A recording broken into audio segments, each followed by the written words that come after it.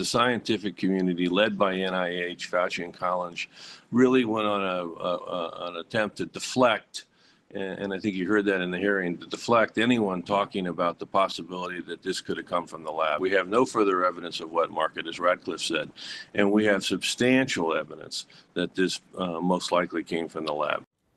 Former CDC Director Robert Redfield, as a new report points to a lab leak in Wuhan as the only credible explanation for the COVID pandemic. Jamie Metzl is a former advisory committee member of the World Health Organization. Great to have you here on set. It's wonderful to meet you in person. Brad Renstrup is a congressman who had this to say. Let's listen to call for number 2 here. And as the researchers were getting sick, we saw some interesting things taking place in Wuhan, where they put in a new ventilation system and they just started to destroy their data. And this supposedly civilian entity, the Wuhan Institute of Virology, was taken over by the military. So we've seen a preponderance of evidence. Is that how you see it? Absolutely. As a matter of fact, from day one, from the earliest days of 2020, I've been saying, hey, we need to look at this very seriously. There's still circumstantial evidence only, but it heavily weighs in the direction of a research-related accident as the origin of COVID-19. There are some, including Roger Marshall, he's a Republican senator from Kansas, that they're now talking about 2 leaks. Right. And the possibility that the first leak happened maybe in the month of September. They took care of that. They covered it up. Then the second leak came several months later. What do you think about that theory? How viable? It's a viable hypothesis. Senator Marshall is a friend. We've been working together on this issue for more than 2 years. It's a viable hypothesis. It's still a hypothesis, even by his own account. But we need to look into that. We need to look into everything. And it's just outrageous that now more than 3 years, more than 3 years after the start of this pandemic, we don't have the kind of full investigation that we need. The biggest reason for that is that Chinese government has done everything in its power to block it. It's destroyed samples, hidden records, imprisoned Chinese citizen journalists for asking questions. It has a gag order preventing Chinese scientists from saying or writing anything. And it has blocked international efforts. And it's just outrageous. And our government also can be more transparent. Okay, but given that with China, then do we have to just go with our evidence? And if they're not going to participate, then we'll just have to all conclude that what looks obvious, that it was a lab leak, is the case?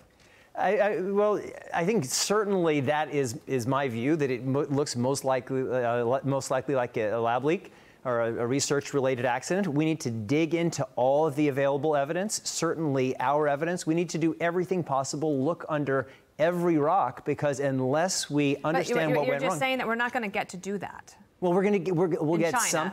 Well, we probably won't be able to do it in China, but we need to keep demanding it. We need to for example, set up secure whistleblower provisions. So if there are people in China who want to speak, they have a way to do so. We need to be analyzing the records that we have. So there are a lot of places to look. It would be best if we could do a full scientific and forensic investigation of the Wuhan labs and access to the blood samples in their blood banks and other things. But if they're going to block us, we need to have the best possible investigation. Okay. Gain-of-function research, it was happening, right? American taxpayer dollars went to support it. If they're not coming clean and the CCP is not going to ever come clean, where are we? Well, two questions. One is in terms of investigating, and as I said before, we need to keep looking. In terms of gain-of-function research, the United States government should not and shouldn't have been funding research in virology labs and other institutes where we don't have access, where there's not full transparency and accountability. So we certainly need to look at ourselves.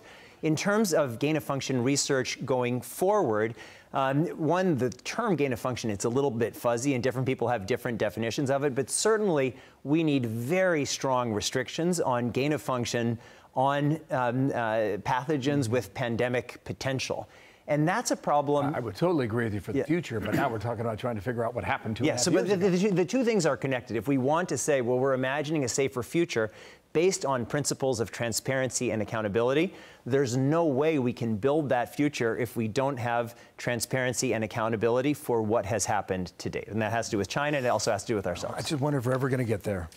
I mean, you just said the government's got to be more open. Yeah.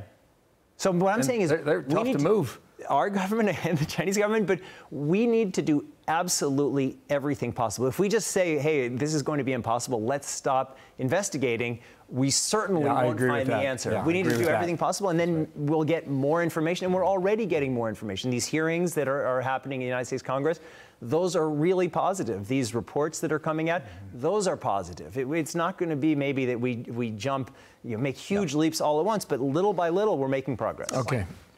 Jamie, thanks. Please come back, all right? Jamie Metzl, nice to see you here.